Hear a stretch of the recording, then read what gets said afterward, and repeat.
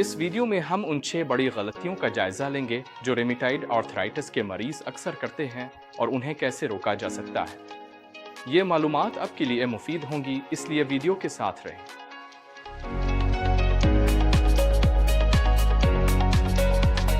सलाम, मैं डॉक्टर चानो दसरी हूँ, एक सर्जन जो आंतों के माइक्रोबायोम की खराबी से पैदा होने वाली सोजिश को खत्म करने में महारत रखता हूँ। मेरा तरीका, जिसे माइंड गट्टामोनट मेथड कहा जाता है, हजारों मरीजों को खुदकार मुदाफ़ती बीमारियों और हाजमे की खराबियों पर काबू पाने में मदद दे चुका है।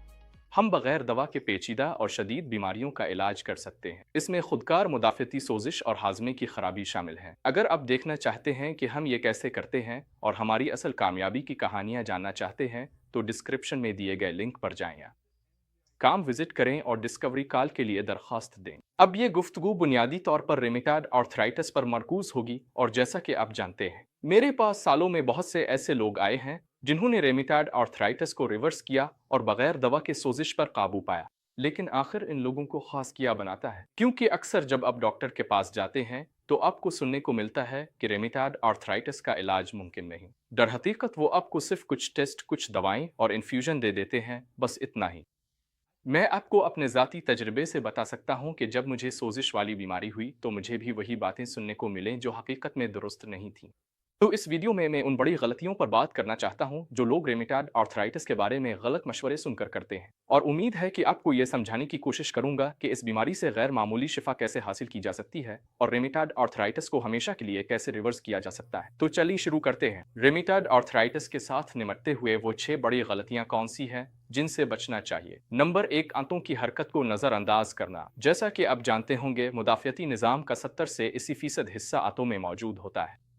इसे म्यूकोसा से मुंसलिक लिम्फेटिक टिश्यू कहा जाता है, जिसे मुख्तसर तौर पर माल्ट भी कहते हैं, और यह तकरीबन पूरे निज़ाम पर मुहित होता है। तली और जिगर में भी इजाफी मुदाफ़ती टिश्यू मौजूद होता है, और यहाँ तक कि मुंह और ऊपरी सांस की नालियों का भी इसमें अहम किरदार है। आमतौर पर जब हम ऐसी सोजिश देखते हैं जो पूरे जिस्म को मुतासिर कर सकती है, चाहे वो जल्द हो, जोड़ हो, असाब, थायराइड, आंतें, आलुआब बनाने वाले गुदूद, ये तमाम सोजिश जिनमें थकन, दिमागी धुंध, आंखों का खुश्क होना, दर्द जैसे अलामात शामिल हैं, उन सब की इब्तिदा और महर्रिक अक्सर निज़ाम इन्हिज़ाम यानी GI ट्रिकेट से होती है। आखिरी उज़्व जो मुतासिर होता है वो दिमाग, जोड़, जिगर, आंखें, लुआब बनाने वाला गुदूद, असाब, जल्द, थायराइड, कोई और हो सकता है, और यह मखसूस बीमारी से मुताल्लिक होता है। यानी आखिरी मुतासरा उज़्व मुख्तलिफ हो सकता है, लेकिन जो पैटर्न मैंने देखा है वो ये है कि सोजिश का आगाज़ GI ट्रिकेट से होता है, और मुख्तलिफ तहकीकी मुतालियात में भी ये बात साबित हुई है।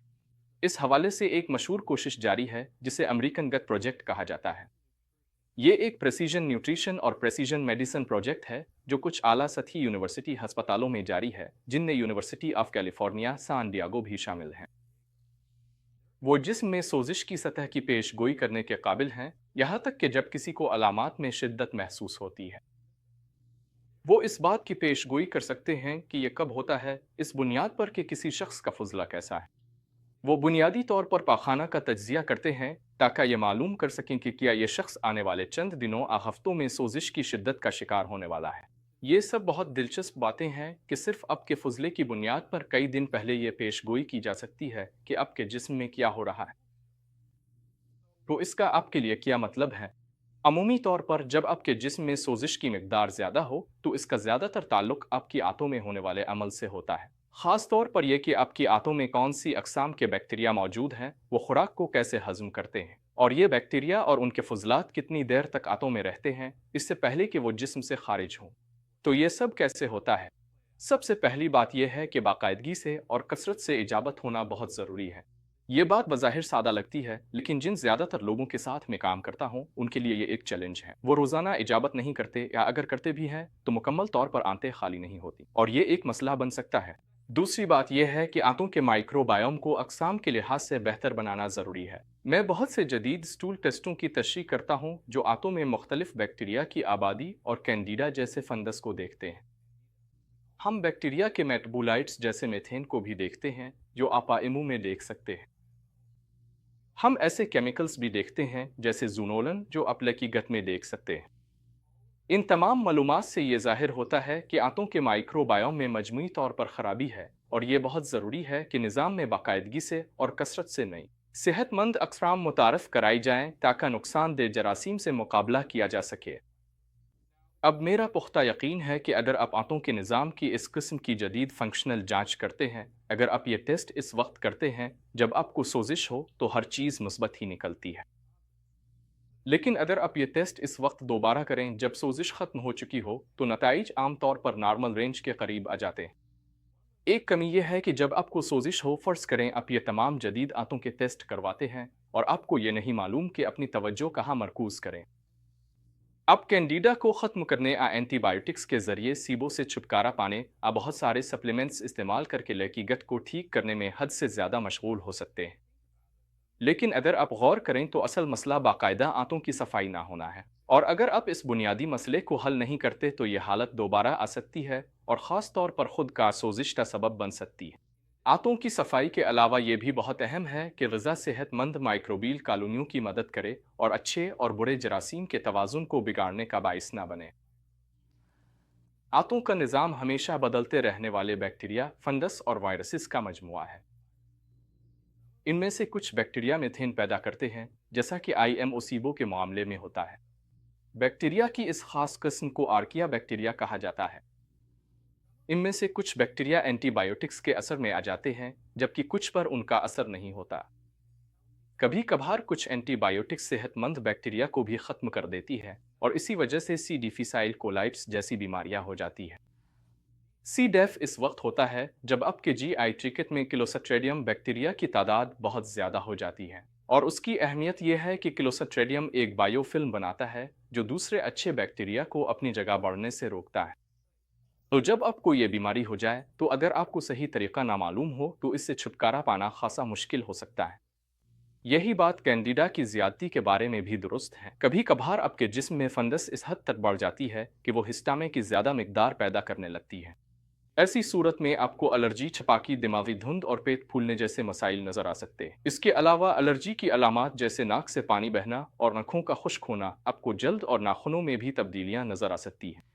ये बात सामने आई है कि कुछ खास बैक्टीरिया भी हिस्टामिन की सतह में इजाफा कर सकते हैं, और ये इस बात पर मुनहसर है कि आप किस किस्म की खुराक खा रहे हैं। साथ ही ये भी कि आपके जिस्म में किस किस्म के बैक्टीरिया मौजूद हैं और वो कितनी देर तक वहाँ रहते हैं। इसी मौजू पर बात करते हुए एक पहलू जो अब भी नज़रअंदाज किया जाता है वो वायरसेस हैं। आप में से बहुत से लोग शायद जानते होंगे कि वायरस इंसानी खलियात को मुतासिर कर सकते हैं, लेकिन क्या आप जानते हैं कि वो बैक्टीरिया को भी मुतासिर कर सकते हैं?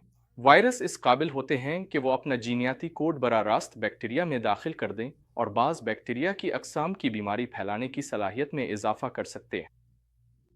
वो ऐसे जीन्स भी फराहम कर सकते हैं जो बाज़ एंटीबायोटिक्स के ख़िलाफ़ मुज़ाहमत पैदा करते हैं। तो फंगस, बैक्टीरिया और वायरस सब इंसानी माइक्रोबायोम में अपना किरदार अदा करते हैं, और ये खुर्दबीनी जानदार अपने जीन्स, अपनी मेटाबॉलिज्म और अपनी नशोनुमा के अंदाज रखते हैं जो तो इंसानी जिस्म की मदद कर सकते हैं या बाज़ औक़ात इसे नुकसान भी पहुंचा सकते हैं। और ये जानना ज़रूरी है कि फर्मेंटेशन के फुजलाजात हिस्टामिन और बायोफिल्म सब आंतों को नुकसान पहुंचा सकते हैं और मुदाफ़ियती निज़ाम को मुतहर्रिक करके जिस्म के दीगर हिस्सों में सोजिश पैदा कर सकते हैं। तो इन चैलेंजेस के पेश नज़र खुराक एक अहम किरदार अदा कर सकती है कि वो मखसूस फ़ायदामंद खुरबीनी जानदारों की मदद करे। नंबर 2, बहुत ज़्यादा चीनी और प्रोसेस्ड ग़िज़ाएँ। मुझे ये सवाल अक्सर पूछा जाता है, ख़ास तौर पर मेरी वीडियोज़ के कमेंट्स सेक्शन में। मैं सुनता हूँ कि लोग अपनी खुराक से चीनी और प्रोसेस्ड ग़िज़ाएँ निकाल देते हैं और सिर्फ यही काफ़ी होता है कि उनकी अलामात हमेशा के लिए ख़त्म हो जाएं, और इसमें काफ़ी हद तक सच्चाई है। इसकी कई वजूहात हैं कि चीनी और प्रोसेस्ड ग़िज़ाएँ जिस्म में तबाही क्यों मचाती हैं। एक वजह यह है कि ये आंतों के खुर्दबीनी जानदारों के निज़ाम में ख़राबी पैदा करती हैं। चीनी और केमिकल्स मैदे और ऊपरी सांस की नाली में नुकसानदेह बैक्टीरिया की अफजाइश बढ़ा देते हैं।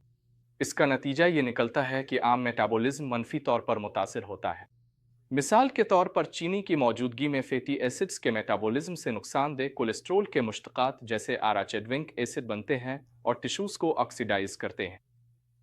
चीनी और प्रोसेस्ड ग़िज़ाएँ रिएक्टिव ऑक्सीजन स्पीशीज़ की मिकदार भी बढ़ा देती हैं और ऐसे एंजाइम्स को फ़ाल करती हैं जैसे फैटी एसिड सिंथेज़ हार्मोन सीमसीटोलापीज़ और पिरोक्सिसिवम परवोलिफरेटर एक्टिवेटनग रिसेप्टर गामा, जिन्हें प्रोसेस्ड ग़िज़ाओं के इस्तेमाल से मज़ीद बेकायदा किया जा सकता है। इसके अलावा जैसा कि मैंने पहले कहा था, चीनी की वजह से बैक्टीरिया और फंगस की ज़्यादती जिस्म में हिस्टामिन की पैदावार का एक बड़ा और अहम सबब बनती है। चीनी का हद से ज़्यादा इस्तेमाल प्रो इन्फ्लेमेटरी रास्तों को भी फ़ाल कर सकता है, जैसे एन अल्फ़ा फ़ुकापा बेटा, जिससे मज़ीद सोजिश पैदा करने वाले साइटोकाइनेज़ खारिज होते हैं। आपको मेरे दूसरे लेक्चर से ये भी याद होगा कि जब कुछ केमिकल एडिटिव्स जिस्म में जाते हैं तो जिस्म रिएक्टिव ऑक्सीजन स्ट्रेस पैदा कर सकता है जो लिपिड, प्रोटीन्स और डीएनए जैसी खलियाती साख्तों को नुकसान पहुंचाते हैं। मुतासरा बायोकेमिकल रास्तों में प्रोऑक्सीडेंट एंजाइम्स जैसे NADPH ऑक्सीडीज और ज़ैंथैन ऑक्सीडीज की सरगर्मी भी शामिल है, और साथ ही जिस्म में कुदरती हिफाजती एंटीऑक्सीडेंट्स जैसे सुपर ऑक्साइड डस्म्यूटीज, कैटलीस और बुल्लूटाथियोन पीरू ऑक्सीडीज की रोकथाम भी होती है। इस सब का मतलब यह है कि चीनी और प्रोसेस्ड ग़िज़ाओं का हद से ज़्यादा इस्तेमाल टिश्यूज़ को नुकसान पहुंचा सकता है और जिस्म के कुदरती मरम्मती निज़ाम को शदीद तौर पर महदूद कर सकता है। अब शायद सोच रहे होंगे तो फिर सब के साथ ऐसा क्यों नहीं होता? कुछ लोग कार्बोहाइड्रेट्स, चीनी और प्रोसेस्ड ग़िज़ाएं खाकर भी बिल्कुल ठीक क्यों रहते हैं? और उसका जवाब यह है कि उनके जिस्म में सोजिश नहीं होती। जब जिस्म में फ़ाल सोजिश न हो तो वो आमतौर पर इस किस्म के ग़िज़ाओं को संभाल सकता है। बच्चे इसकी एक बेहतरीन मिसाल हैं। अगर फ़र्ज़ करें कि उन्हें किसी किस्म की सोजिशी बीमारी नहीं है, तो बच्चे बड़ी मिकदार में प्रोसेस्ड ग़िज़ाएं, कार्बोहाइड्रेट्स, चीनी वगैरह खा सकते हैं और उन्हें कुछ नहीं होता। हो सकता है वो सिर्फ थोड़े से ज़्यादा चंचल हो जाएं और फिर थक कर बैठ जाएं, लेकिन उनमें वो शदीद सोजिश नहीं होती जैसी कुछ लोगों में होती है जिन्हें फ़आल मुदाफ़ियती सोजिश होती है। और यहाँ तक कि मेरी क्लिनिक में भी जब लोग अपनी सोजिशी बीमारियों से सेहतयाब हो जाते हैं और कई महीने तक बगैर अलामात के रहते हैं, तो वो दोबारा कुछ ग़िज़ाएं खा सकते हैं, क्योंकि जिस्म पर कोई असर नहीं होता और वो इन ग़िज़ाओं को बगैर किसी मसले के बर्दाश्त कर लेता है। लेकिन जब आपके जिस्म में सोजिश हो तो आप खुराक के असरात को नज़रअंदाज नहीं कर सकते। नंबर 3, फाइटोन्यूट्रिएंट्स की कमी। ये एक और मौजू है जो हमेशा ज़ेर बहस आता है। मेरी वीडियोज़ में हमेशा कुछ लोग आ जाते हैं जो ये कहते हैं कि पीलियो डाइट कैसे काम करती है और कार्निवर डाइट हर मसले का हल है, और इस किस्म की सोच काफ़ी अरसे से मौजूद है। याद है एटकिंस डाइट या यहाँ तक कि वीट वॉचर्स? इन डॉट्स के काम करने की वजह यह है कि ये ज़्यादातर चीनी और प्रोसेस्ड कार्बो से परहेज़ करती है। तो मिसाल के तौर पर कार्निवर डाइट के ज़्यादातर फ़वाइद खुद उन ग़िज़ाओं के कम ग्लाइसेमिक इंडेक्स की वजह से होते हैं। ये भी फ़ायदेमंद है कि ये ग़िज़ाएं पेट में ख़मीर नहीं होती। तो इन डॉट्स में कुछ फ़ायदेमंद पहलू ज़रूर है, लेकिन मसला यह है कि सिर्फ गोश्त पर मुश्तमिल डाइट इतनी फ़ायदेमंद नहीं जितनी कि फाइटोन्यूट्रिएंट्स वाली डाइट, और मैं अभी इसकी वजह बयान करूँगा। आमतौर पर जब हम ग़िज़ाइयत की बात करते हैं तो हम मिक्रोन्यूट्रिएंट्स को देखते हैं।